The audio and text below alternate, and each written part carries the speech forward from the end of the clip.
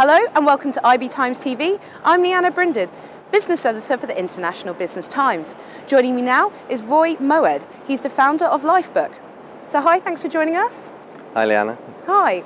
So you're a serial entrepreneur and you've had about 3 decades worth of experience in this kind of area. How important would you say is entrepreneurship and startups to growing the British economy? I think it's the lifeblood of the British economy and in fact any economy anywhere in the world. Even in America today, startups account for the net amount of job growth in America is all from startups. The big corporates are no longer contributing in that way. So I think it is very important, and I think that since 1978 when I did my first startup, nothing has changed really. It's even more important today. You've got a recession in '78, which was one of the biggest recessions out. There's a recession today, and startups are still the lifeblood of the economy. Sure. Well, you've got the unique, I suppose, experience and views because you've had the 3 decades worth of being an entrepreneur.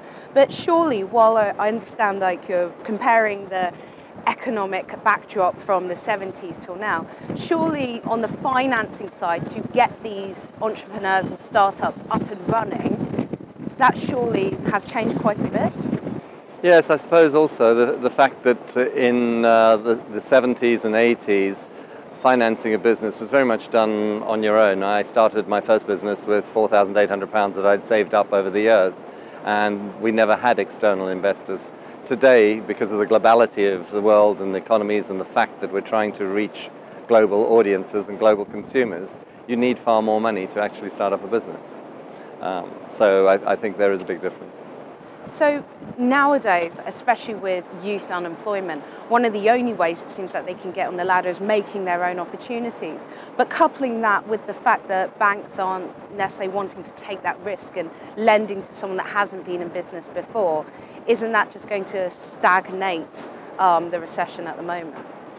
Yeah, and whilst I said that you needed a lot of money these days, you're also down to all these businesses that were created in someone's garage or in somebody's on a laptop somewhere, anywhere in the world. So with LifeBook, we found that we started off with a young student doing a project looking at social enterprise and getting into studying it, and we only actually raised money once we'd done a proof of concept and showed that it could work. At that point, it was a lot easier to raise money. And that's when we got Octopus Investments involved. Sure. And well, what's really interesting about LifeBook is, I suppose, difference in the kind of product that you're offering. Because when we think about startups, naturally people always go for the tech sector because you can do it from your garage, you can do it from your bedroom and do some coding. So how have you found the appetite for, I suppose, more human interaction when it comes to new projects? I think it was a fascinating thing from the investment point of view, because one of the things investors look at when they look at a new project, which is app-based or technology-based, is there something around the world that's being developed that could wipe this out tomorrow? And nobody knows what's going on in all those garages around the world, in Russia, in China. With LifeBook, because you have a human at the front of every interview, that'll never happen. So when we were looking for investment, there wasn't that fear that this could be replaced by that. What we did was deconstruct the whole process of creating an autobiography by having an interviewer who just had to have empathy and active listening skills, and not be a journalist, and then a ghostwriter take that recording and turn it into a book excerpt, and then an editor turning it into the finished book. So by deconstructing the process, we made LifeBook an affordable product, a product we can do anywhere in the world, and scalable. So we can do thousands of these around the world. And we currently have customers in Africa, we've got 3 customers in Kenya now, we've got customers all over the US and all over the UK. We've got a couple starting in Germany now as well.